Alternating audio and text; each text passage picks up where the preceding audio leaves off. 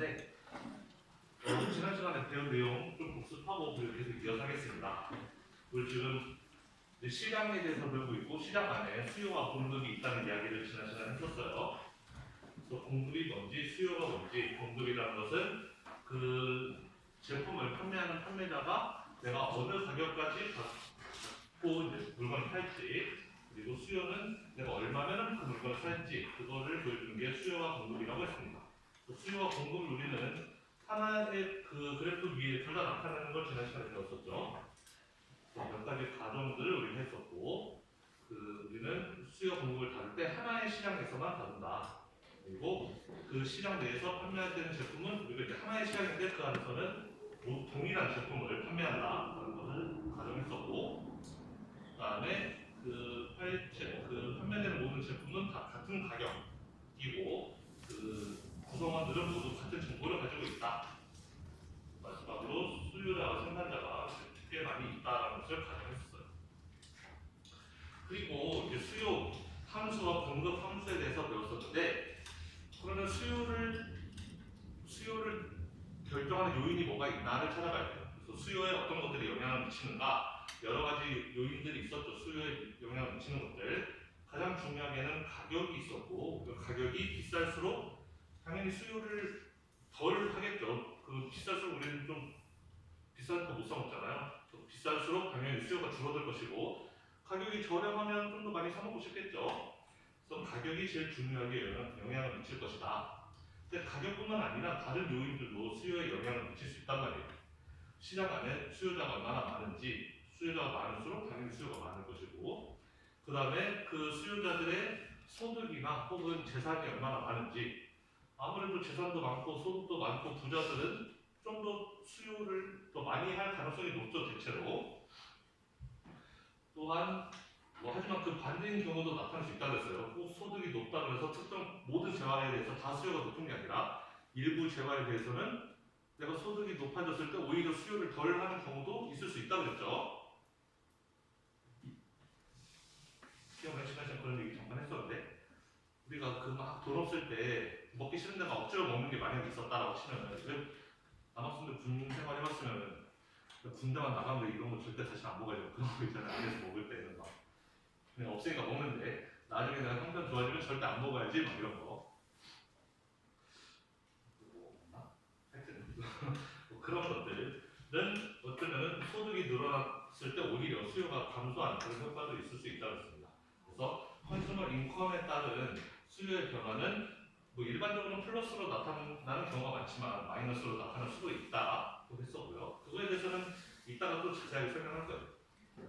그리고 컨슈머 테이스트, 소비자의 취향에 따라서도 뭐 유행을 탄다든지 뭐 그런 경우에 수요가 늘거나 줄 수도 있는 것이고, 그리고 prices of other related goods, 그래서 그 다른 제품의 가격 때문에 수요가 영향을 받을 수도 있다라고 했습니다. 그래서 여기 밑에 보면 보완제와 대체제라는 게 있는데, 이거는 이따가 자세히 설명하겠지만 지금 한번 이야기를 해보죠. 지난주에 제가 이거 설명했나 잘 기억이 안 나요. 컴플렉스는 보완제라고 부르고 substitute는 대체제라고 불러요.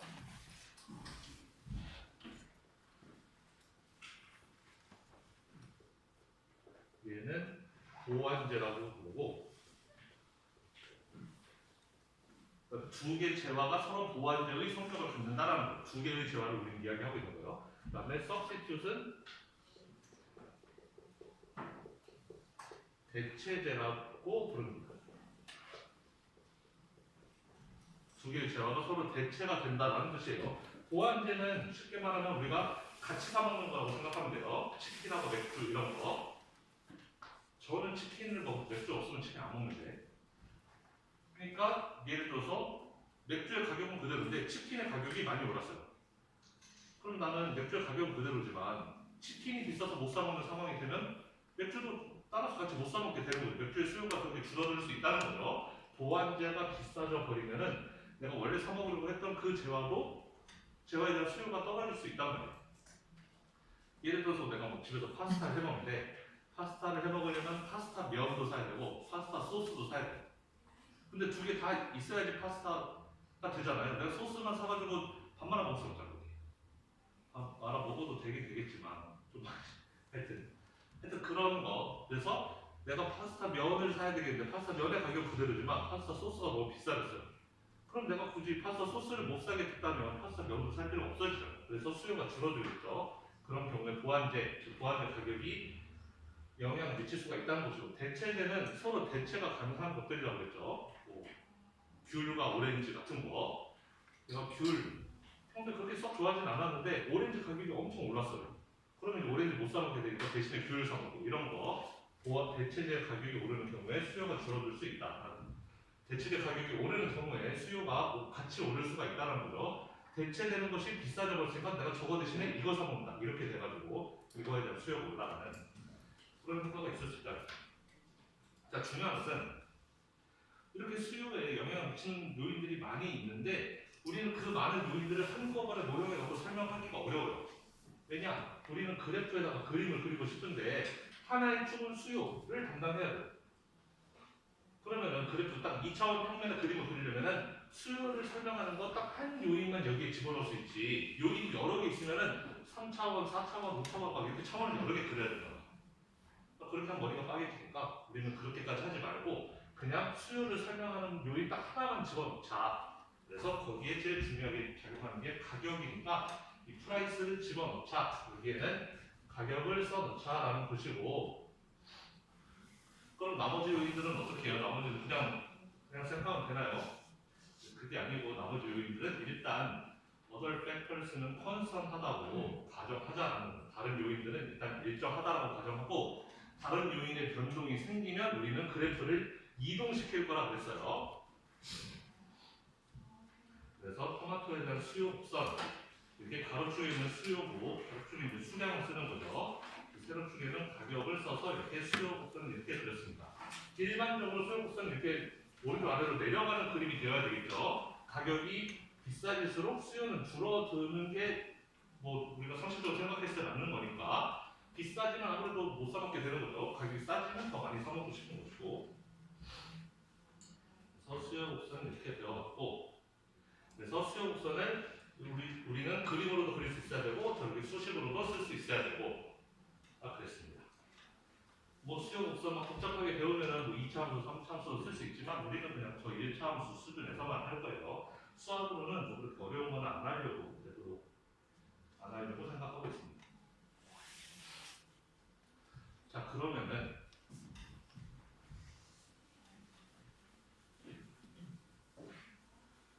이제 중요한 거 지난 시간에 배웠던 건데 자, 수요 곡선이 이렇게 있고 가로축은 수량, 세로축은 가격이라고 했죠.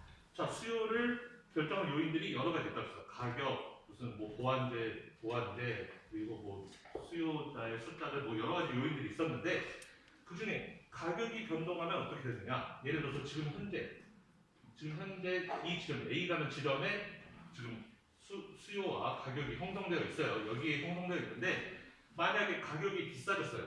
지금 현재 가격은 여기인데 가격이 만약에 올랐다. 그럼 그때 어떤 일이 발생하느냐? 우리는 가격이 오르면은 이 수요 곡선을 따라서 이 지점으로 이동시키면 되는 거예요. 가격이 오르면 반대로 가격이 떨어지면은 이 곡선 따라서 이렇게 내려가면 되겠죠. 이 곡선 상에서 움직인다는 거예요. 가격이 변동하면. 자, 그러면은 수요를 결정한 요인 중에 여기 가격이 있었고 근데 가격 말고 나머지 4개 더 있었죠. 이런 나머지 요인들. 이런 나머지 요인들이 변동하면 어떡하느냐? 나머지 요인들이 변동하면 우리는 이 지점에서 오른쪽으로 이동하거나 왼쪽으로 이동한다. 이렇게 표현한다고 했습니다. 오른쪽으로 이동하면은 저기 오른쪽으로 이렇게 와서 수요 곡선이 이렇게 곡선이 통째로 이렇게 움직이게 되는 것이고 왼쪽으로 한다면은 이렇게 왼쪽으로 수요 곡선이 이렇게 갑니다. 라고 배웠었죠. 그래서 토마토의 뭐 살모넬라균 그다음에 뭐 토마토의 항암 효과 뭐 이런 것들을 가지고 얘기했습니다. 토마토에 균이 있대. 그러면 사람들이 그거 먹기 싫겠죠. 근데 그거는 토마토 가격이 올라서 먹기 싫은 게 아니고 가격은 그대로지만 토마토에 대한 안 좋은 그런 효과 뭐 이런 것들을 듣게 돼서 갑자기 수요가 떨어진 거예요. 먹기 싫어진 거죠. 그럼 그런 경우에 우리는 가격은 그대로 있는데 그냥 수요가 이만큼 줄어들어 감소했다라고 표현하는 겁니다. 원래 수요를 이 정도 가격에서 이만큼의 수요가 있었다면 이제는 같은 가격일 때 수요가 이만큼으로 줄어들게 된 거예요. 왼쪽으로 간 거죠. 그래프를 왼쪽으로 이렇게 이동시킨다 그랬습니다.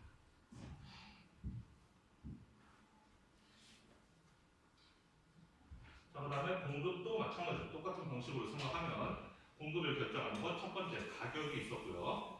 내 수요와는 반대로 공급은 비쌀수록 공급을 더 늘린다 그랬어요. 여러분들이 물건 팔 때 비싸게 팔린다 그러면 더 많이 팔고 싶죠. 싸게 팔아라 그러면 팔기 싫은 것이고 당연히 공급자 입장에서는 비싸게 팔면 팔수록 좋은 거니까 가격이 올라갈 때 공급이 늘어나요. 근데 가격만 영향을 미치느냐? 그 외에 다른 것들도 영향을 미친다. 뭐 생산하는 데 들어가는 여러 가지 비용, 노력 뭐 이런 것도 있을 수 있고 그다음에 공급자의 숫자 아니면은 그 외 다른 옵션들 뭐 다른 시장에서의 가격이라든지 아니면은 관련된 뭐 다른 재화의 가격이라든지 이런 것 때문에 공급이 영향을 받을 수가 있다는 겁니다. 예를 들어서 공급 비용이 싸진다. 공급 비용이 싸지면 그거 생산할수록 생산 비용이 싸진다. 그러면은 생산할수록 그럼 남는 게 더 많아진다는 거잖아요. 비용이 저렴해진다는 것은 만들수록 나한테 더 이득이다. 당연히 공급을 늘리고 있겠죠. 그다음에 넘버 오브 셀러스 그 공급자가 그 판매자가 늘어날수록 당연히 공급이 더 많아질 것이고 그다음에 다른 시장에서의 가격 내가 똑같은 물건을 파는데 내가 뭐 여기 대구에서 토마토를 팔 때랑 서울에서 토마토 팔 때랑 가격이 달라요. 대구에서는 내가 한 박스에 10,000원을 팔았는데 서울에서는 20,000원에 팔린데 그러면 당연히 이왕이면 서울 가서 팔고 싶겠죠. 그럼 대구에서의 공급은 줄어들 수밖에 없겠죠. 누가 대구에서 공급하고 싶겠어요. 싸게 팔리는데 다 서울로 가고 싶겠죠. 대구에서 공급은 줄어들 것이다. 그다음에 뭐 관련된 뭐 다른 제품들 또 내가 예를 들어서 토마토를 만들어서 대구에 파는 사람인데 뭐 갑자기 토마토 대신에 뭐가 있나? 뭐 예를 들면 참외 같은 거 그런 게 되게 올해 비싸게 팔릴 거라고 막 예상이 돼요. 되게 유행할 것이라고 예상이 되면은 그래서 참외값이 비싸진다 그러면은 토마토 별로 안 심고 싶을 거 아니에요. 참외를 심어서 팔면 돈 많이 벌 수 있는데 내가 뭐하러 토마토 심어요, 그렇죠? 내가 다른 장사도 할 수 있다면은 그러면은 좀 더 비싸게 팔릴 수 있는 농작물을 생산하는 게 내가 토마토 만들어서 파는 것보다 재배해서 파는 것보다 좀 더 나올 수 있으니까. 그래서 뭐 그런 경우에 그 내가 그 수확할 수 있는 다른 농산물의 가격이 오르게 된다? 그러면 토마토의 공급은 좀 줄어들 가능성이 높겠죠. 그쪽으로 사람들이 다 공급자들이 넘어갈 가능성이 높으니까. 그래서 이렇게 역시 그 공급에 영향을 미치는 요인들도 많은데 아까 수요에서 했던 것처럼 우리는 오른쪽에는 그럼 가로축에는 공급 쓸 것이고 세로축에 어떤 요인을 집어넣을 것이냐 역시 가격을 집어넣는 거다. 나머지 요인들이 변동할 때 어떻게 하느냐 공급 곡선을 좌우로 이동시킨다라고 했습니다. 그래서 이렇게 뭐 예를 들면 이건 토마토 생산이었는데 토마토 생산하는데 가뭄이 들었다. 가뭄이 들면은 생산 비용이 비싸지겠죠. 그럼 생산 비용 비싸지니까 공급하기 싫을 거예요. 공급이 더 줄어들 겁니다. 근데 뭐 수확하는 기술이 좋아져서 수확하는 게 빨라졌다. 그러면 생산 비용이 줄어들고 기술이 발전한 거니까 공급을 더 많이 하고 싶겠죠. 공급이 오른쪽으로 늘어나요. 그래서 우리는 수요가 됐든 공급이 됐든 이 선상에서 움직이는 거를 change in quantity demanded 혹은 quantity supplied라고 부르고 곡선 자체가 이렇게 통째로 움직이는 거는 change in demand 혹은 change in supply라고 부른다고 했습니다. 여러분들 그거는 꼭 알아야 돼요. 여기 보면은 change in quantity supplied라고 써있으면 이거는 선상에서 움직이는 거 change in supply라고 그러면 선이 통째로 왔다 갔다 하는 거라고 그랬고 우리가 선이 통째로 왔다 갔다 할 때 위아래로 간다라고 해석해도 되지만 우리는 그렇게 해석하지 말자고 했어요. 양 옆으로 간다. 수요가 늘면 오른쪽, 수요가 줄으면 왼쪽 이렇게 간다라고 생각하자 그랬죠. 위로 간다고 생각해도 되지만 그래 되긴 되는데 저는 그냥 옆으로 간다고 생각하는 게 좀 더 직관적으로 쉬운 것 같아요. 수요가 그냥 가로축이 수요니까 수요가 늘고 줄고는 좌우로 움직인다고 표현하는 게 더 쉬우니까 우리는 일단 그렇게 생각합시다. 그래서 마켓 이퀄리브리엄은 수요와 공급을 하나의 그 그래프 위에 그리게 되면 둘이 만나는 지점을 우리는 마켓 이퀄리브리엄이라고 부른다 그랬죠. 시장 균형이 저기서 이루어진다.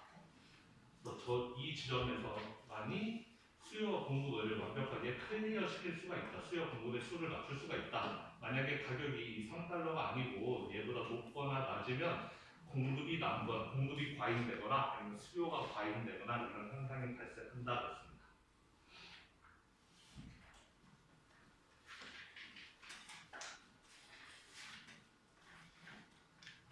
그리고 지난 시간에 그래서 이것도 배웠었죠. 그러면 수요 곡선, 공급 곡선이 이동하는 경우에 그럼 최종 그 이퀄리브리엄 프라이스와 퀀터티는 어떻게 바뀌는지 여기에서처럼 수요가 이렇게 줄어들게 되면 살모넬라 균이라는 게 이때 토마토에 그래서 사람들이 안 사 먹기 시작했어요. 토마토의 수요가 줄어들게 되면은 수요 곡선 D1이 수요 곡선 D2로 이렇게 왼쪽으로 옮겨가게 되고 옮겨가면은 균형점이 E1에서 E2로 바뀌게 되는 거죠. 왼쪽 아래로 내려왔죠. 즉 가격도 떨어졌고 그리고 그 퀀터티, 그 판매량도 감소하게 된 거예요.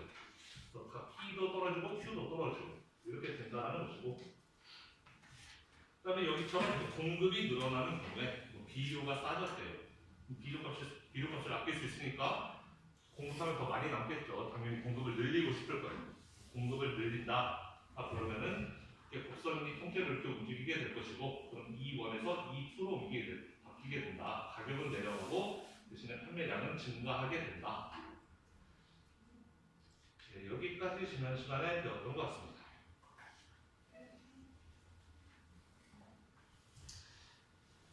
그러면은 오늘은 탄력성에 대한 이야기를 해볼 텐데 바로 여기 질문이 하나 있네요.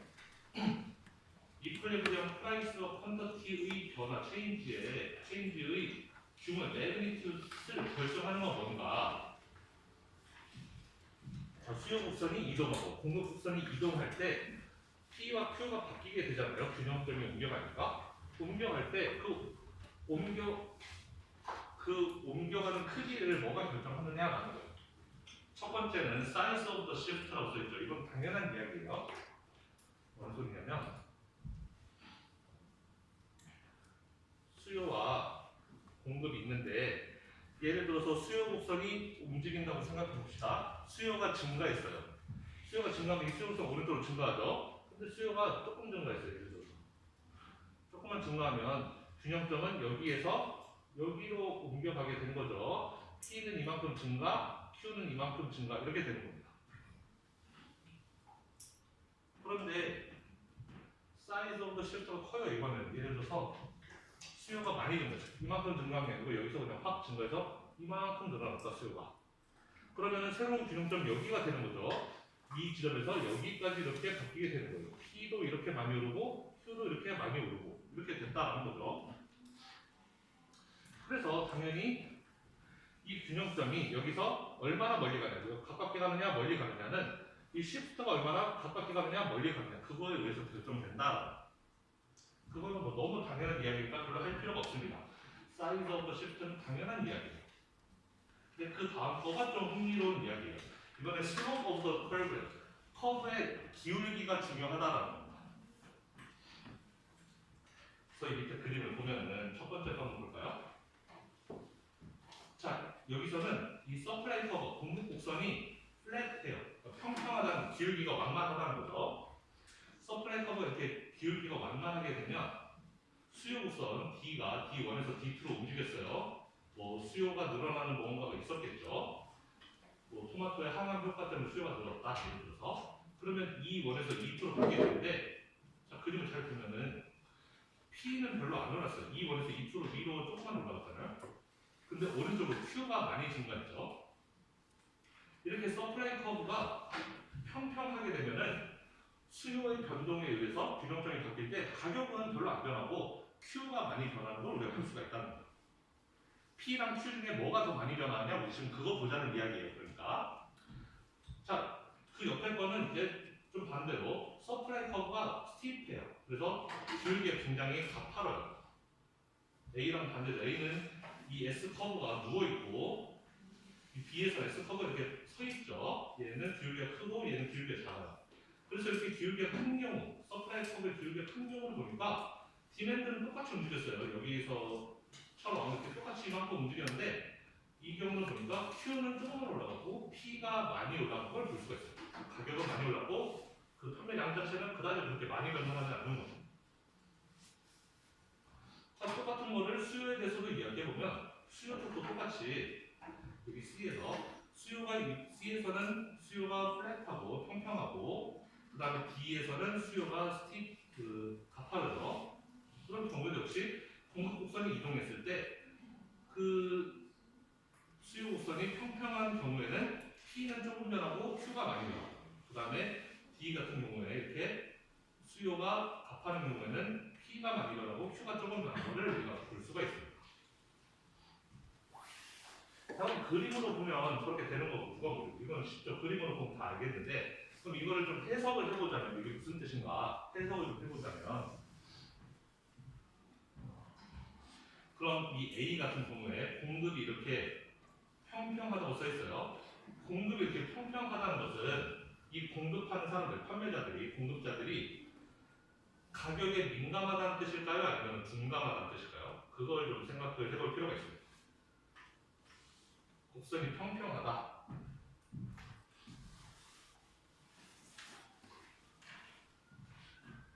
공급 곡선이 이렇게 평평하다라는 것은 뭘 뜻하는 거냐면은 세로축이 가격이고 가로축이 수량이잖아요. 가격이 여기로 조금 올랐을 때 가격이 좀 올랐을 때 이 사람들은 생산량을 판매량을 확 많이 늘리는 사람들인 거죠. 가격이 조금 떨어진다 그러면 이 사람들은 나 안 팔아 그냥 장사 접어 이렇게 그냥 수를 확 줄이는 이런 사람들인 거잖아요. 공급 곡선이 이렇게 평평하다는 것은 이 사람들은 가격에 대해서 민감한 거예요? 아니면 안 민감한 거예요?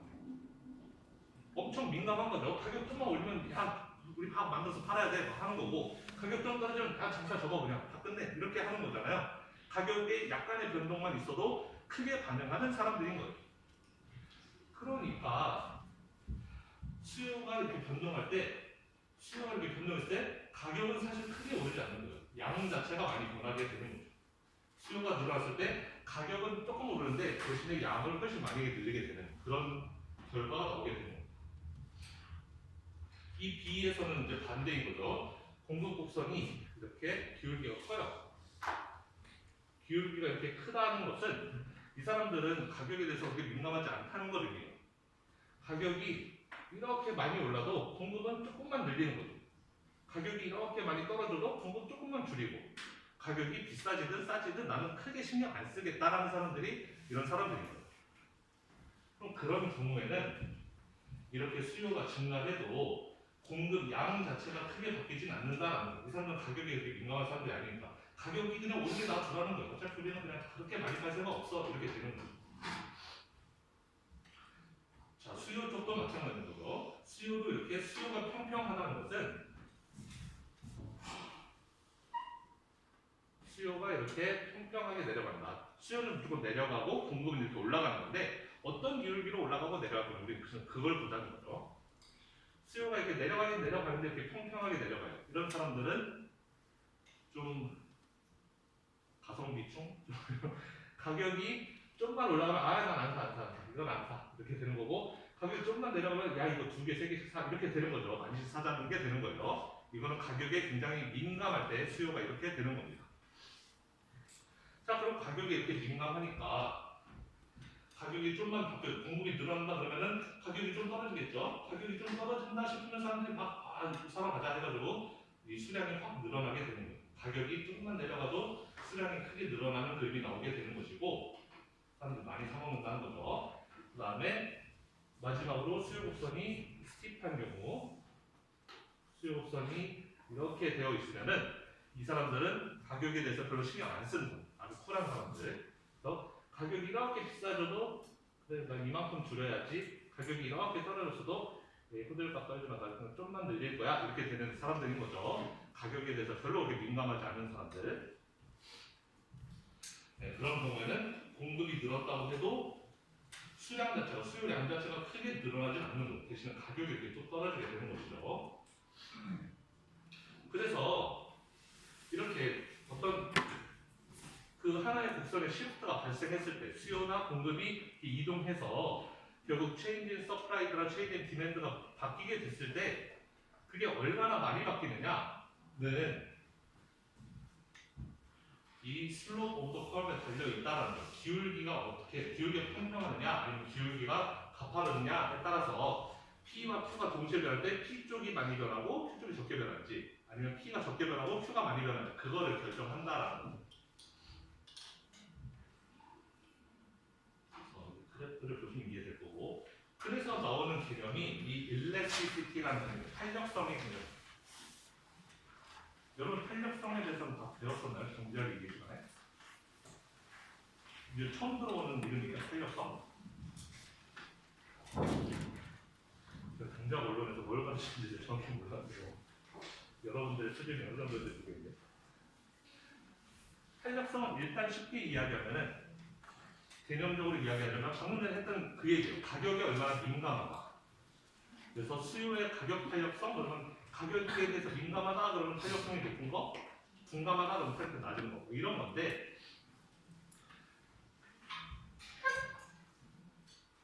기본적으로 일레스티시티라는 개념은 그러니까 그 탄력성이라는 개념은 두 개의 변수가 있어야 우리는 그걸 얘기할 수가 있겠죠. 수요와 가격 이런 게 있어야 이야기를 할 수 있는데 어쨌든 아무 변수나 두 개가 있으면 우리는 탄력성이라는 걸 만들 수가 있어요. 그래서 어떻게 만들 수 있냐면은 percentage change in one variable divided by the percentage change in another라고 써 있어요.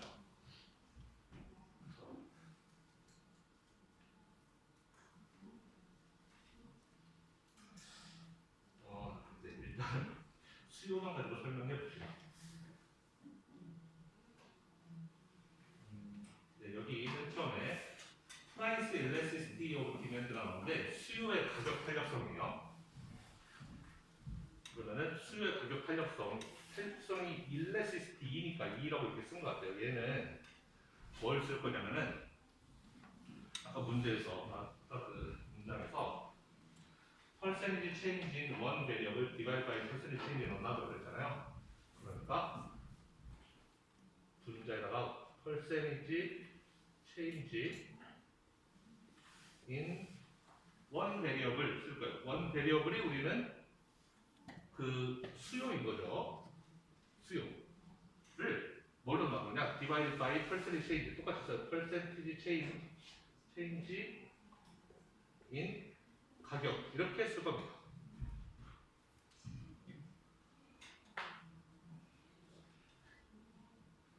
그래서 수요의 percentage change 나누기 가격의 percentage change 이렇게 쓸 거예요. 이렇게 하면 그게 그 수요의 가격 탄력성이라는 거예요.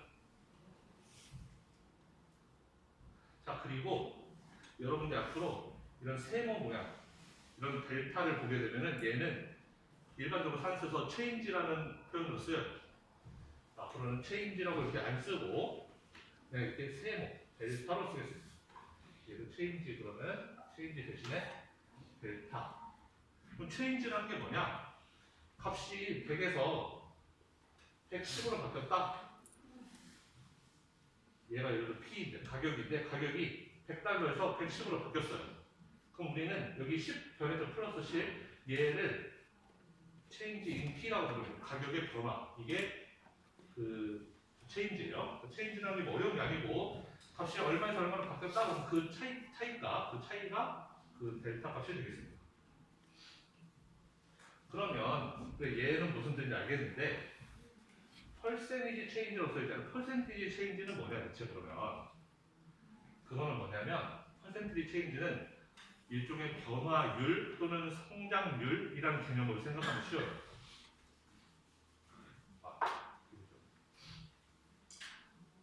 예를 들어서 우리나라 GDP가 작년에 100이었는데 올해 105가 됐어요. 예를 들어서 작년에 100이었는데 올해 105가 됐다. 그럼 우리 이런 경우에 몇 퍼센트 성장이 나와요? 성장률? 5% 성장했다고 생각 맞나요? 100에서 105로 늘었으면 우리 GDP 올해 GDP 성장률 5%입니다. 이렇게 이야기할 수 있잖아요.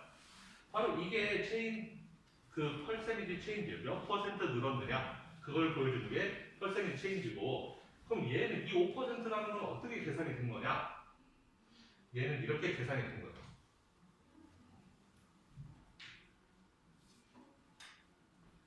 이 5%는 원래 GDP에서 그러니까 원래 GDP분의 GDP의 변화 이렇게 계산하면 이 5%가 계산이 됩니다. 뭔 소리냐면 원래 GDP가 100이었어요. 100. 원래가 100이었는데 그런데 GDP의 변화가 얼마였느냐? 100에서 105가 됐으니까 플러스 5잖아요. 플러스 5만큼 이렇게 늘어났어요. 그러니까 100분의 5니까 0.05잖아요. 그래서 0.05니까 5%라고 하는 겁니다.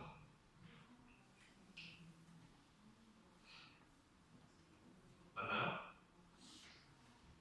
자, 그래서 이거를 여러분들이 떠올려 본다면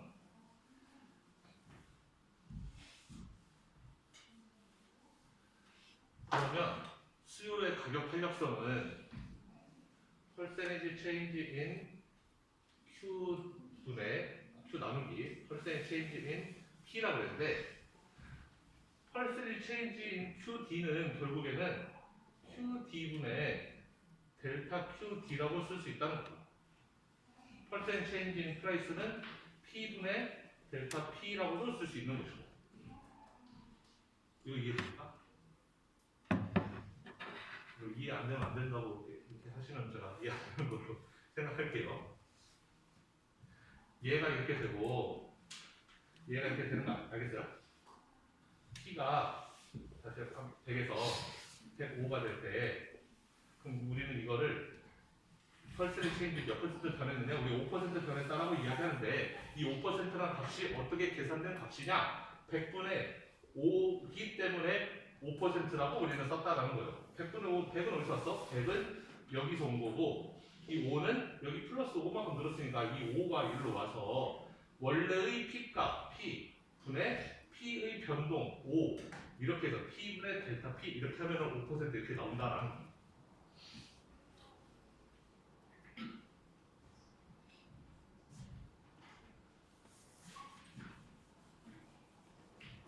그래서 여러분 저는 다 배웠는지 모르겠는데 분수, 분의 분수가 있으면은 아래 것끼리 써서 아래 것끼리 곱해서 밑에다 쓰고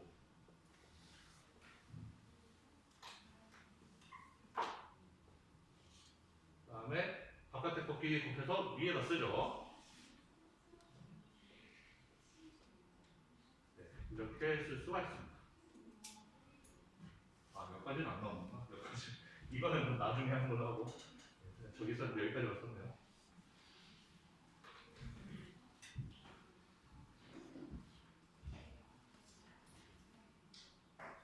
자, 중요한 것은 자, 우리가 탄력성이라는 것은 그래서 결국 가격이 얼마나 민감한 것인가를 보기 위해서 측정하는 값인데 뭐 일반적으로 그 스팀파나 수요 곡선이나 공급 곡선이 기울기가 가파르다면 기울기가 가파른 경우에는 우리는 가격이 둔감하다라고 이야기하는 것이고 그러니까 가격이 크게 변해도 수량 자체가 크게 변하지 않는다는 거죠. 가격이 민감하지 않다는 것이고 샬로우 커브는 그 평평한 그래프는 수요가 됐든 공급이 됐든 가격이 좀만 스몰 체인지만 있어도 퀀티티가 라지 체인지 한다는 거죠. 수량이 많이 바뀌니까 가격에 민감하다라는 뜻이었습니다. 또 그걸 측정해주는 게 탄력성이었는데 수식으로 쓰면 저게 되지만 좀 말로 표현해보면 탄력성도 중요한 부분은 유닛리스 메저라는 거예요. 탄력성은 단위가 없어요. 단위가. 우리 앞에서 수요 공급할 때는 다 단위가 있었어요. 수요, 예를 들어 토마토면은 1파운드, 뭐 2파운드 이런 식으로 파운드란 단위가 있었고 뭐 예를 들어 도시락, 그럼 도시락 한 개, 두 개, 세 개 이렇게 단위가 있잖아요. 몇 개냐, 몇 그램이냐, 몇 킬로그램이냐 뭐 이런 식으로 단위가 있는데 탄력성은 단위가 없는 개념이에요. 왜냐면은 얘도 퍼센트고 얘도 퍼센트이기 때문에 그래요. 가격이 몇 퍼센트 변했느냐? 5%. 수요가 몇 퍼센트 변했느냐? 뭐 15%. 그럼 15% 나누기 5% 하면은 퍼센트끼리 나눠주고 15 나누고 5, 3 이렇게 되잖아요. 얘는 뒤에 뭐 붙는 게 없어요. 말이. 뭐 3개, 3, 1, 뭐 이런 식으로 뒤에 다른 거 붙는 게 아니고 그냥 숫자로만 딱 나오는 겁니다. 그래서 탄력성은 유닛리스라는 게 중요하고 유닛리스 메저고 그리고 얘가 묘사하는 건 뭐냐? 얘는 센서티비티를 묘사하는 거예요. 가격, 우리는 지금 가격에 대해서만 배우는데 가격의 변동에 대해서 수요량이나 공급량이 얼마나 민감하게 변하느냐를 보는 게 수요 또는 공급의 가격 탄력성에 되어 있습니다. 근데 우리는 탄력성을 세 가지를 배울 거예요. 일단 제일 중요한 게 가격 탄력성인데 여기 보면 알겠지만 가격에 대한 탄력성도 배울 거지만 우리는 소득에 대한 탄력성도 배울 것이고 그 다음에 그 프라이스 오브 릴레이티브 다른 재화의 가격에 대한 변동성도 살펴볼 겁니다. 하나하나 차근차근 보려고 해요. 그래서 이 유닛리스 메저라는 게 중요한 이유는 우리가 탄력성을 중요하게 보는 이유는 유닛리스 메저 단위가 없는 그런 값이기 때문에 이게 좋아요. 그 서로 다른 재화들을 서로 다른 시장에 있는 서로 다른 재화들을 컴패리즌 비교하기가 좋다는 거죠. 서로 단위가 없으니까 토마토는 1kg만 팔고 다른 것들은 뭐 그람당 팔고 예를 들어서 단위가 되게 다르면 서로 비교하기가 어려운데 탄력성 개념은 단위가 없기 때문에 모든 이 시장 저 시장 저 시장 이렇게 서로 비교하기에 좋다라는 거죠. 자, 그래서 이런 식으로 계산을 한다고 아까 했습니다. 자, 그래서 우리가 그냥 생각한 그 탄력성으로 알 수 있는 것은 만약에 수요의 가격 탄력성이 크다 그러면은 수요가 가격이 좀만 변동해도 수요량이 크게 바뀌는 거라고 생각하면 되는 것이고 나머지도 다 그렇게 비슷하게 생각하면 돼요. 탄력성이 크다 그러면은 민감하게 반응하는 거, 탄력성이 작다 그러면 둔감하게 반응하는 거라고 생각하면 됩니다.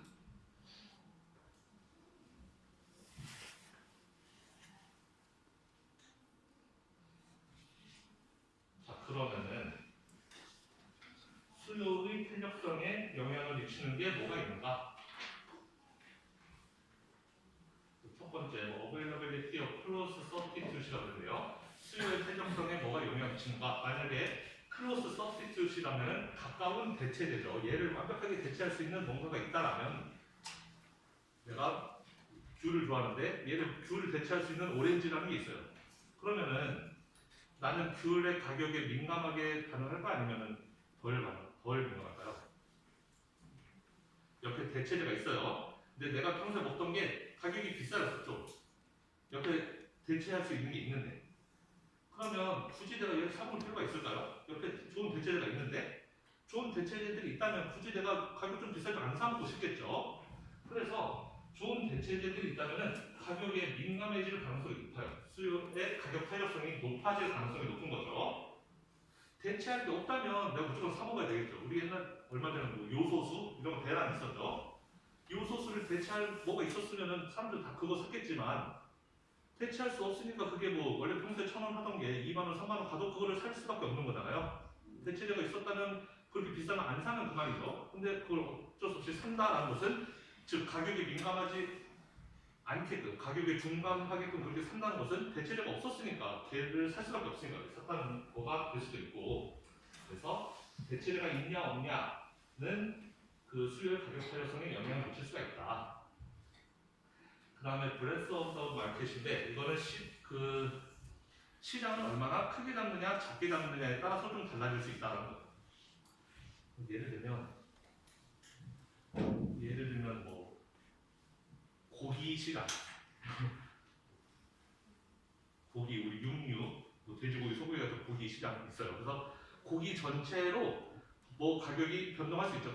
고기 가격이 떨어지거나 고기 가격이 올라가거나 그거에 대해서 사람들이 뭐 민감하게 혹은 둔감하게 반응할 수 있는데 시장을 그렇게 넓게 잡을 때하고 시장을 좁게 잡을 때 고기 중에서도 한우 무슨 촛불 등급 생선 한우 막 이런 식으로 한우 등심 1등급 한우 등심 이런 거 이렇게 작게 잡았어요. 그러면 1등급 한우 등심처럼 이렇게 그 시장의 범위를 작게 잡으면 그런 경우는 그 가격에 대해서 좀 더 민감할 수 있다라는 거예요. 왜냐면 1등도 한우 등심 비싸면 옆에 딴 거 먹으면 되잖아. 등심 대신에 뭐 안심 먹고 부채살 먹고 그러면 되는 거잖아요. 그렇게 좁게 잡으면은 그러니까 굳이 안 먹어도 딴 거 먹어도 돼. 이렇게 되는 거기 때문에 그 탄력성이 굉장히 높아질 수 있다. 근데 고기가 다 같이 가격이 오르거나 다 같이 떨어지면은 그 시장을 넓게 잡아서 그런 경우에는 고기를 대체할 수 있는 게 딱히 없잖아요. 고기 대신에 뭐 생선 먹고 물론 그래도 되긴 하지만 하여튼 고기를 대체할 정도의 그건 아니니까. 그래서 시장을 넓게 잡는 경우에는 우리가 그 시장을 크게 고기, 육류 전체 시장, 어류 전체 시장 뭐 이런 식으로 그 시장 자체를 넓게 잡으면 탄력성이 작은 것처럼 보일 수 있는데, 근데 특정 제품을 아주 그 좁게 범위를 설정하면 그러면은 탄력성이 높은 것처럼 보인다. 그 다음에 타입 오브 프로덕트인데 네세시티가 있고 럭셔리 아이템인데요. 이거에 대해서는 나중에 자세히 또 설명하겠지만, 네세시티는 필수품 같은 거, 생필품 같은 거, 우리 특히 뭐 쌀 같은 거죠 일반적으로.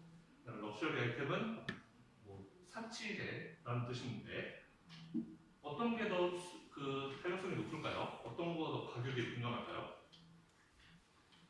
우리가 쌀 맨날 먹는데 쌀값이 좀 비싸졌다고 안 사 먹기는 좀 힘들잖아요. 요즘은 쌀 말고 딴 것도 많이 먹긴 하지만 어쨌든 우리가 생활에 꼭 필요한 제품이라면 좀 비싸져도 어쩔 수 없이 걔를 사야 된단 말이에요. 그러니까 가격에 대해서 좀 덜 민감한 거죠. 네세시티는. 우리가 생활에 꼭 필요하다면 좀 비싸져도 어쩔 수 없이 걔를 사 먹어야 돼요. 하지만 럭셔리 아이템 같은 경우는 꼭 삶에 필요한 것은 아니기 때문에 좀 비싸지면은 안 살 수도 있는 거죠. 구찌 같은 거 세일하면 사고 안 하면 그냥 안 사고 세일할 때까지 기다리자. 근데 쌀은 좀 비싸지만 나 세일할 때까지 기다려야지. 한 1년만 굶지 뭐. 이렇게 살 수는 없는 거잖아요. 그래서 네세시티는 좀 더 그 탄력성이 떨어진다. 럭셔리 아이템 탄력성이 좀 더 높다라는 것이고, 또 퍼센티지 오브 인컴 스펜더도 또 있을 수 있는데, 그러니까 우리 사회 우리 전체 소비 중에서 특정 재화에 대한 소비가 얼마나 차지를 하는가 비중이. 예를 들면은 소금 같은 거 있어요. 소금 마트에서 소금 한 2,000원어치 사면은 한 1년 넘게 먹습니다. 소금 2,000원어치 사면은. 근데 소금 값이 올랐어요. 2,000원인데 2,500원 올랐어. 그러면은 와 소금 500원 올랐어 엄마 어떻게 막 이러면서 소금 안 사 먹고 이러진 않을 거 아니에요. 저 500원인데 내 전체 소비하는 거에 비하면 작은 부분인데, 그렇죠? 그런 거는 좀 더 탄력성이 낮을 수 있다는 거죠. 하지만 내가 뭐 차 한 대 뽑으려고 그러는데 차값이 한 1% 비싸. 1%면 비싸도 1,000만 원짜리 차가 1,000만 원짜리 너무 싸나? 차값 같은 거는 어쨌든 가격이 크니까 우리 소비에 차지하는 비중이 크니까 차값 같은 거는 10만 원, 20만 원만 깎아주고 막 뭐하고 해도 우리가 민감하게 반응할 수 있다는 거죠. 근데 우리 소비에서 작은 부분을 차지하는 것 같으면은 그 카드 500원, 뭐 1,000원 이렇게 올라도 우리가 크게 신경 쓰지 않는다. 자, 그 다음에 타임 호라이즌 오브 어널리시스, 이건 좀 중요할 수 있어요. 시간이 단기간이냐 장기간이냐에 따라서 탄력성이 달라집니다.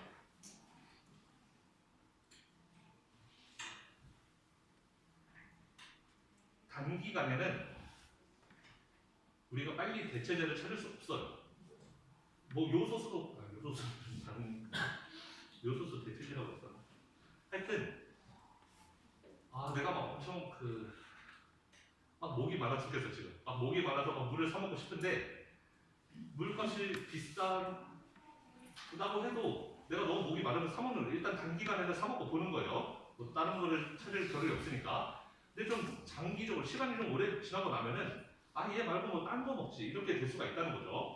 그래서 시간이 단기인 경우에는 대체제를 빨리 찾기가 어려운데, 시간이 장기로 가면 대체제를 찾기가 쉬워서 다른 제품을 사 먹으면서 얘를 덜 사 먹는. 그러니까 가격이 비싸지면은 일단 당장 급한 거는 사지만 시간 좀 오래 두고 보면은 얘 말고 그냥 딴 거 사지 이렇게 될 수가 있다는 거예요. 그래서 우리가 그 분석을 단기로 하느냐 장기로 하느냐에 따라서 단기적으로는 그 탄력성이 낮은 것으로 나오지만 장기적으로는 더 높아질 수 있다라는 거예요. 어떤 제품이 갑자기 막 품귀 현상이 일어나서 가격이 갑자기 올랐어요. 가격이 급상승하는 경우에 우리는 처음에는 어쩔 수 없이 걔를 사요. 일단 필요하다면 일단 사는데 근데 시간이 좀 지나면은 얘 말고 다른 것들도 있었네 저쪽으로 옮겨가야지 이렇게 되는 경향들이 많이 있어서 굳이 이거를 안 사도 되는 그러니까 장기로 되면은 우리가 가격이 좀 더 민감해진다는 거죠. 단기간에는 민감해지기가 어렵다. 일단 필요하면 사야 되니까 그런 뜻이에요. 그다음에 공급의 탄력성, 공급의 가격 탄력성에는 뭐가 영향을 미치는가? 공급에서는 특히 이게 중요한데 생산 커패시티를 얼마나 쉽게 늘리고 줄일 수 있는가? 내가 가격 공급량을 늘리고 공급량을 줄일 때 생산 설비를 확 늘리고 줄이고 이거를 자유롭게 할 수 있어야지 내가 늘리고 줄이고 할 수 있는 거 아니에요? 그렇죠? 그러니까 내가 만약에 이 커패시티를 쉽게 늘릴 수가 있다. 그럼 가격이 좀만 비싸져도 그냥 우리 많이 팔자. 가격이 좀 떨어지면 우리 적자 이렇게 될 수 있는 것이고 그런데 이게 쉽게 증축이나 이런 걸 할 수 없다라고 한다면은 가격이 올라가도 내가 쉽게 생산 설비를 늘리기가 어려우니까 그런 경우에는 좀 둔감할 수밖에 없겠죠. 그다음에 타임 호라이즌 오브 어널리시스는 아까 했던 얘기랑 똑같습니다. 그래서 이렇게 탄력성에 영향을 미치는 요인들도 여러 가지가 있다라는 것이고 다음에 우리는 몇 가지 용어를 좀 살펴볼 텐데 일레시시티와 관련해서 프라이스 일레시시티 같은 경우에는 특히 수요는 이렇게 앞에 절대값을 붙여요. 왜냐하면 이 값이 항상 마이너스이기 때문에 그렇습니다.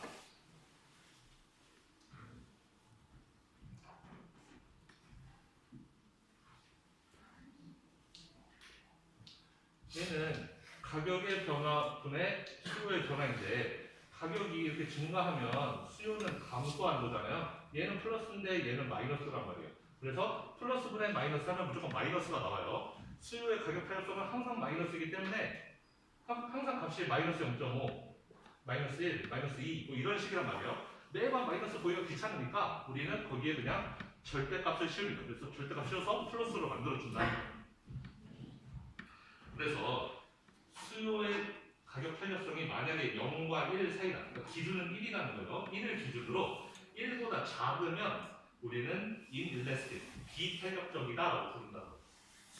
탄력적이지 않다. 그 다음에 1이면 걔가 기준이죠. 걔가 unit elastic이 되는 것보다 한 단위라는 것이고 그 다음에 1보다 크다 그러면 elastic, 탄력적이다라고 부른다. 그러니까 이 값은 기준이 1이라는 거죠. 1을 기준으로 1보다 작으면 비탄력적, 1보다 크면 탄력적이라고 부른다. 그리고 만약에 이 값이 1보다 크면 탄력적인데 1보다 많이 커서 무한대까지 커진다. 그럼 우리는 이 경우에는 perfectly elastic, 완전 탄력적이라고 부르고 이 값이 1보다 작으면 비탄력이라고 그랬는데 1보다 작아서 0까지 작아진다. 그럼 우리는 이게 완전 비탄력적이라고 부르게 됩니다.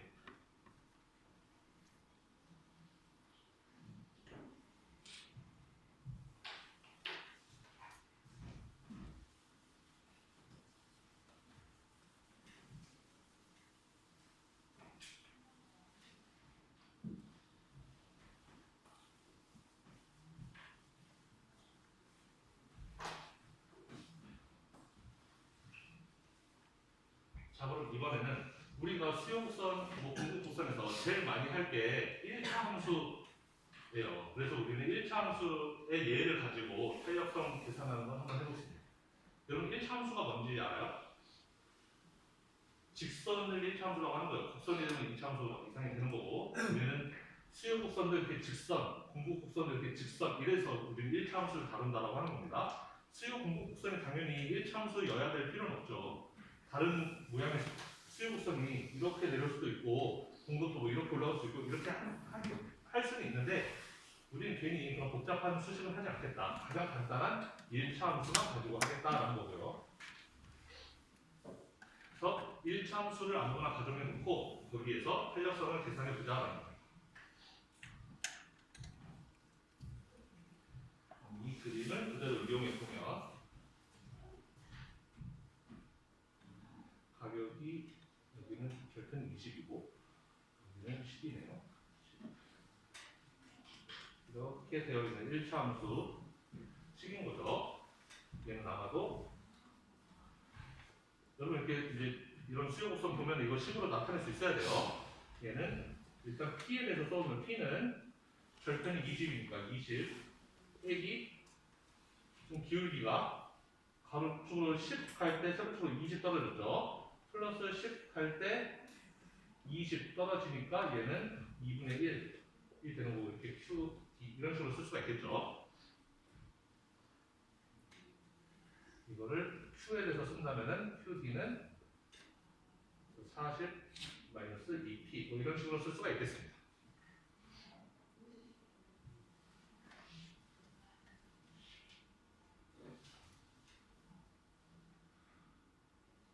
전화.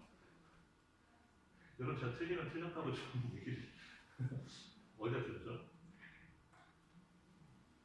2분의 1이 아니고 2인데 마이너스 2죠. 거꾸로 썼네요.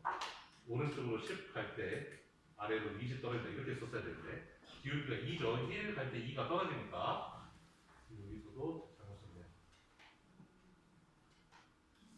10 빼기 2분의 1 피해야 되는데 빠졌습니다. 자 어쨌든 그렇고 우리 여기서 그럼 탄력성을 계산해 보자. 아까 이거 하나 말았는데 여기서 우리 이거를 안에 곱끼리 곱해서 밑에다 쓰고 그 다음에 밖에 꺾기는 곱해서 위에다 쓸 수 있다고 했어요. 이렇게 쓰고 나니까 그러면은 얘랑 이렇게 따로따로 써보면 곱하기 T 나누기 QD 하는 건데 자 우리는 이 슬로프라는 게 뭔지 생각해 봅시다. 슬로프, 이 기울기 이 기울기에 해당하는 게 뭐냐면은 슬로프라 가격 기울기라는 것은 내가 가로축 변동 분의 세로축 변동이잖아요. 즉 가로축의 변동 분의 세로축의 변동 이게 기울기라고 해요. 가로축 아까 여기서 됐죠. 가로축이 플러스 10만큼 갈 때 세로축으로 20 떨어졌잖아요. 마이너스 20. 그래서 가로축의 변동 분의 세로축의 변동해서 기울기가 이렇게 나온 거였죠. 기울기라는 것은 가로축의 변동, Q의 변동 분의 T의 변동.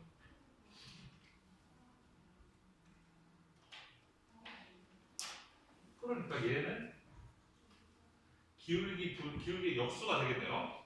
얘는 Q분의 P인데 델타 Q분의 델타 P인데 얘는 거꾸로 델타 P분의 델타 Q니까 얘는 기울기 분의 1이 되겠죠. 맞습니까? 이렇다면 얘는 당연히 이걸 거꾸로 쓰면 델타 P분의 델타 Q는 얘도 거꾸로 써야 되잖아요. 얘는 1분의 슬로프니까요. 1분의 슬로프니까 거꾸로 쓰면 슬로프 분의 1 이렇게 되어야 되잖아요. 그렇죠? 그래서 이 부분은 기울기 분의 1이라고 쓸 수 있다라는 겁니다. 얘는 기울기 분의 1이고 그 다음에 그거 곱하기 P 나누기 QD다.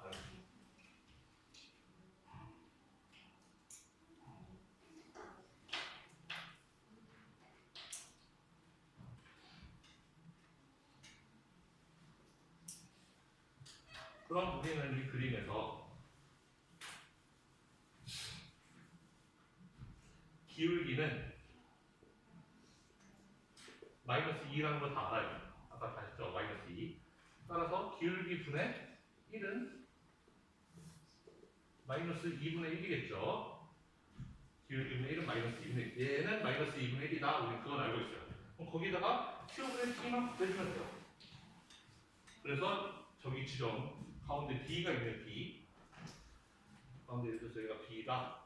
B는 딱 가운데서 여기가 만약에 5 여기가 10이라고 해봅시다.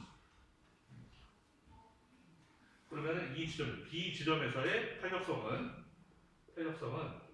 일단 마이너스 2분의 1 슬롭 분의 1이라고 했으니까 K 곱하기 Q분의 P 쓰면 돼요. Q는 얼마? Q는 5 P는 얼마? P는 10 그러면 2, 5, 10 약분하면 마이너스 1이 되는 거죠. 그래서 저 가운데 지점에 탄력성은 수요의 가격 탄력성은 마이너스 1이구나 라는 걸 알 수가 있습니다.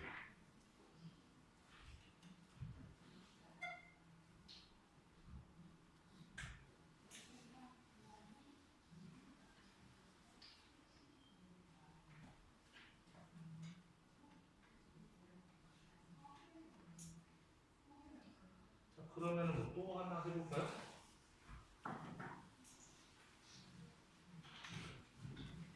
예를 들면 이거는 한 여기쯤? 뭐 예를 들어서 얘가 8이고 8이면 여기는 한 4쯤 되겠죠. 또 점이 하나 있어서 수요는 8이고 가격은 4인 지점이 있다고 쳐봅시다. 가격이 3 올라갈 때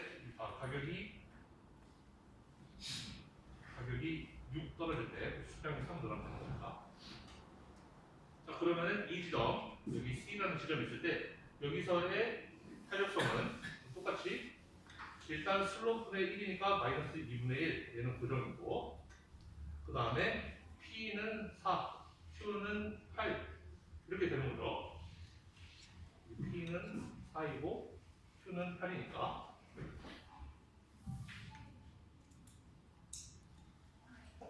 그러면 계산해 보면은 8, 4 같은 데니까 마이너스 4분의 1 이렇게 되는 거죠. 얘는 마이너스 0.25 이렇게 쓸 수 있습니다. 항상 이렇게 수요의 가격 탄력성은 마이너스 값이 붙게 돼요. 마이너스 1, 마이너스 0.25 이렇게. 그래서 우리는 항상 마이너스 값이니까 일반적으로는 절대값을 붙여서 얘를 1, 얘를 0.25 이런 식으로 표현을 한다고 했고요. 자, 어쨌든 지금 이 C 지점을 보니까 얘는 0.25예요.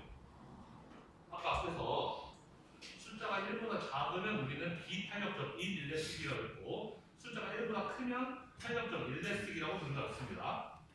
그래서 우리는 여기 B에서는 여기 B 지점에서는 절대값이 1이었어요. 근데 여기에서는 탄력성이 0.25야. 그러니까 1보다 작아요. 여기에서는 딱 유닛 일레스틱이었는데 여기서 오른쪽으로 내려가니까 0.25, 1보다 작아져가지고 인일레스틱하게 바뀐 거죠. 반대로 이 위쪽으로 올라가게 되면 일레스틱 쪽으로 가게 될 거예요.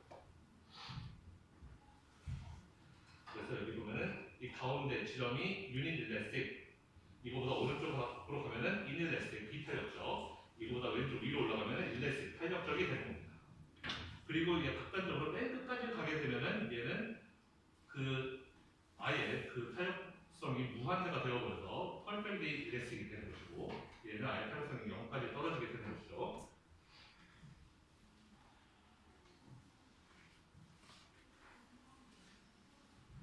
그래서 하나의 팁을 주자면 1차 함수를 그릴 때 꼭 이 그림이 아니더라도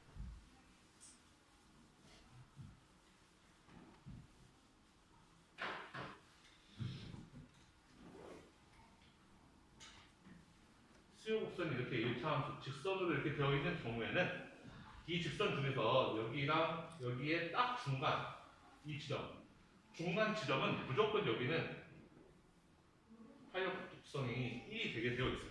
중간 지점 반드시 보세요. 저기에서도 그랬죠. 딱 중간 지점 그 B 지점이 딱 중간이었는데 이게 정확하게 중간이 그 유닛 일레스틱이었죠. 이게 무조건 저렇게 되게 되어 있어요. 여러분들이 한번 이 식을 뭐 P는 A-BQ 뭐 이런 식으로 나타낸 다음에 여기가 A고 이 기울기가 마이너스 B면 이렇게 쓸 수 있잖아요. 이렇게 나타낸 다음에 이 중간 지점에서 탄력성이 얼마인가 한번 계산해보면은 탄력성이 정확하게 이 A가 얼마든 B가 얼마든 관계없이 탄력성이 무조건 1이 나오게 된다는 것을 여러분들이 알 수가 있을 겁니다. 관심 있는 학생들은 한번 사실 좀만 해보면 되니까 스스로 풀어보시기 바라요.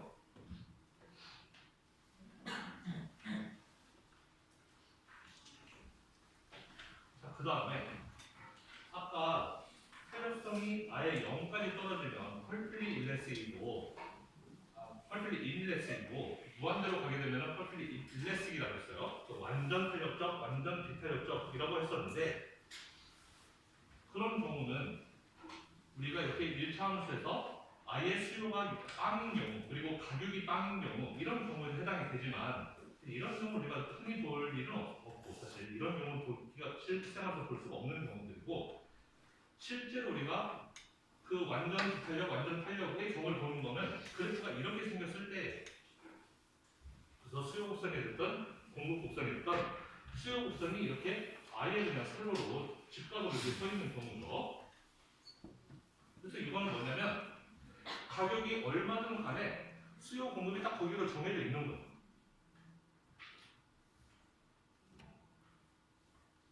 그 예를 들면은 만약에 우리나라 그런 경우가 좀 드문 것 같아요. 외국 같은 경우는 뭐 야구장이나 축구장 같은 데 보면 1년 내내 매진되는 데가 있어요. 리버풀 홈구장 이런 데 가면 1년 내내 거기 매진이 되고 표가 하도 잘 팔려가지고, 그런 데는 가격이 얼마든 간에 시장이 이렇게 딱 정해져 있잖아요. 그 가격을 비싸게 받아도 사람들이 막 다 사가고, 그런 경우에 이렇게 그 공급이 이렇게 펄펠리 이닐레스한 공급이 나올 수도 있다라는 공급 숫자가 딱 이렇게 정해져 있으면 가격은 자기들이 정하기 나름인 것이고, 그리고 수요인 경우에도 라이프 세이빙 드럭이 있으면, 그러니까 생명을 살릴 수 있는 그런 뭐 약이 있다 그러면은 내가 당장 내일 죽게 생겼는데 이 약 먹으면 산대. 그러면은 그 약이 가격이 아무리 비싸도 우리는 그거 사 먹겠죠. 즉 가격에 대해서 전혀 비탄력적이게 되는 거예요. 아무리 비싸도 내가 이거 무조건 사 먹는다 이렇게 되는 거니까. 그런 경우에 극단적으로 가격에 대해서 비탄력적일 수 있는 거고, 반대로 가격에 대해서 완전 탄력적인 경우도 우리는 종종 발견할 수 있는데, 이런 경우는 가격이 1만 올라도 안 사먹고 뭐 그렇게 된다는 거죠. 커머디티 크랍 같은 경우에 많이 그렇다. 전국적으로 쌀 가격 같은 게 일정하게 형성이 되어 있다 그러면은 어느 동네에서 쌀 가격이 좀 비싸졌다? 거기서 안 사먹고 딴 데 가서 사먹는다는 거죠. 그런 경우에는 이렇게 가격 탄력성이 매우 그 높은 경우도 있을 수 있다라는 거죠.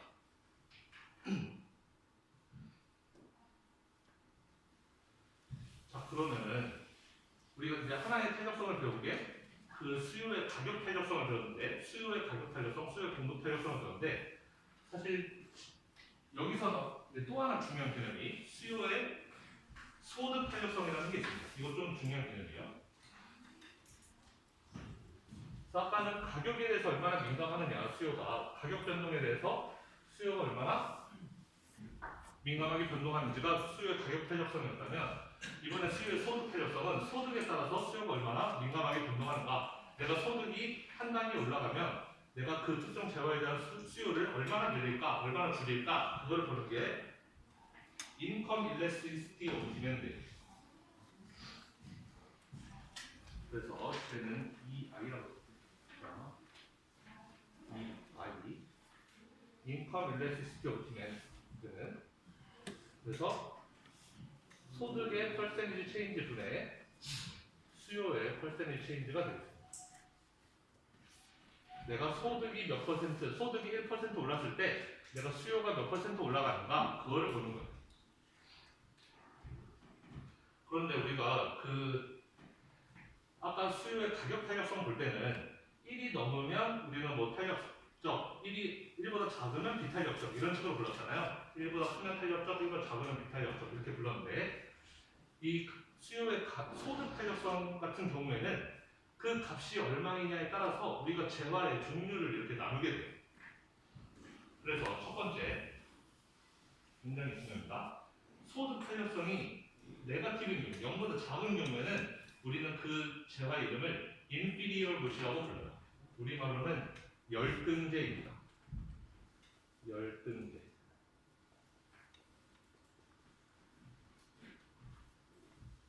이 값이 마이너스라는 거예요. 이 값이 마이너스다라는 것은 내가 소득이 증가했을 때 수요를 줄인다는 걸 의미해요. 두 개가 반대방, 지금 우리가 변화를 보는 거죠. 수요가 늘어났을 때, 소득이 늘어났을 때 수요가 얼마나 늘어났냐를 보겠다는 건데, 이것이 네거티브 마이너스라는 것은 소득이 증가했을 때 내가 수요를 줄이겠다, 나는 더 많이 벌면 이거 이제 더 이상 안 먹겠다라는 거예요. 그래서 그런 재화를 열등제라고 부르는 겁니다. 보통 가난할 때 많이 사먹지만 부자 되면 사먹기 싫은 그런 것들이 열등제에 속하게 돼요. 그래서 0보다 작은, 이것이 0보다 작으면 열등제이고, 이 경우는 소득이 증가함에 따라서 컨섬션이 디크리스한다는 걸 의미하는 거고, 그럼 그걸 제외하면 이제 반대죠. 같은 방향으로 간다는 거죠. 소득이 올라갈 때 내가 얘도 같이 사 먹어요. 같이 이렇게 많이 사 먹는 거 이런 거를 노멀 굿이라고 부릅니다. 정상 재화예요. 열등제의 반대말은 정상제 노멀 굿입니다.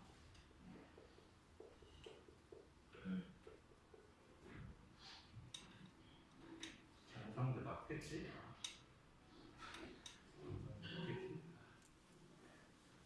여러분 혹시 제가 한국말은 틀릴 수 있으니까 책에서 맞는 말로 나오는지 한번 검토해 보시기 바랍니다.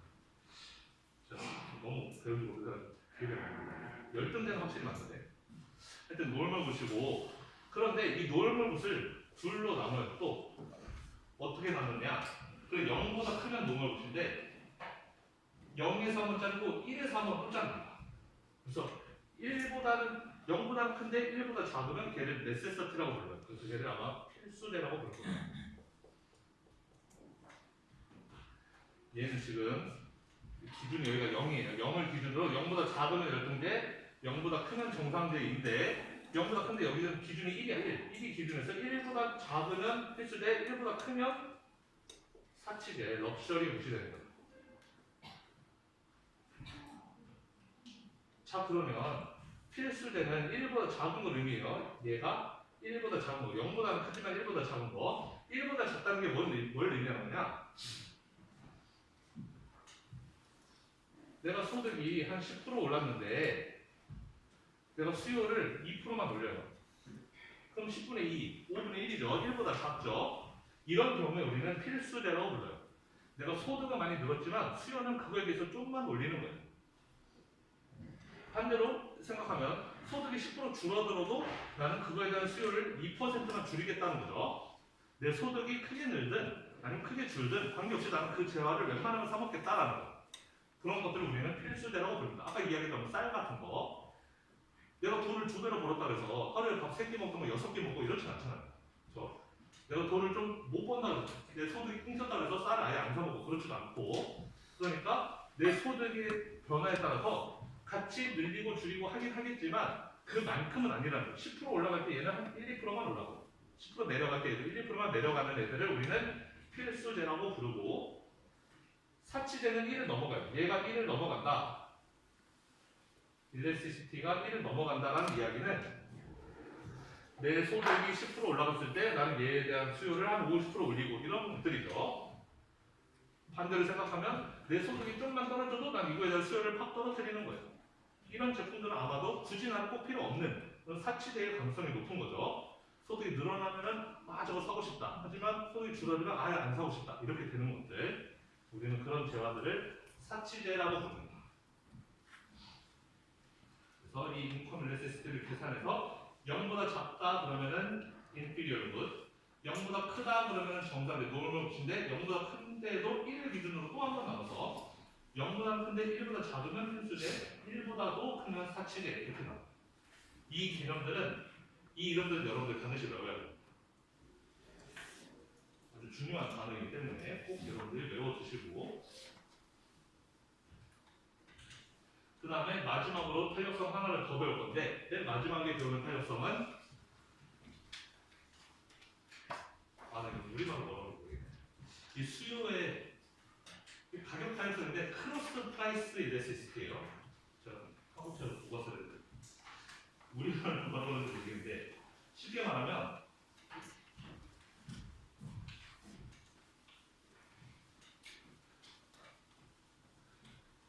우리 아까 배웠던 수요의 가격 탄력성은 해당 가격의, 예를 들어서 X라는 재화가 있으면은 X의 가격 변화 분의 X의 수요 변화를 보는 게 그 수요의 가격 탄력성이었어요. 우리가 맨 처음에 봤던 거, 내가 어떤 특정 X라는 재화에 대해서 이게 쌀이라고 친다면 쌀 값이 1% 변할 때 쌀에 대한 수요가 얼마나 변하냐, 그걸 보는 게 수요의 가격 탄력성이었는데, 여기서는 크로스 프라이스예요. 그래서 쌀 값이 이렇게 변했을 때 쌀을 보는 게 아니고 밀가루의 수요는 어떻게 바뀌었는가, 이걸 보는 게 크로스 프라이스 일레시시티 오브 디맨드가 되겠습니다.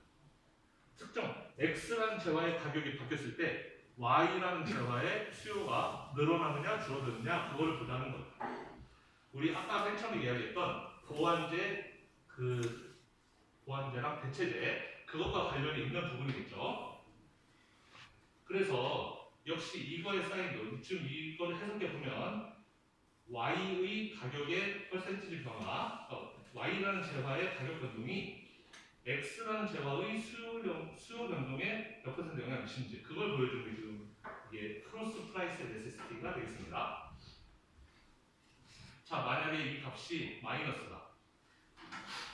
이 값이 마이너스라면 저기 써있는 대로 써볼까요?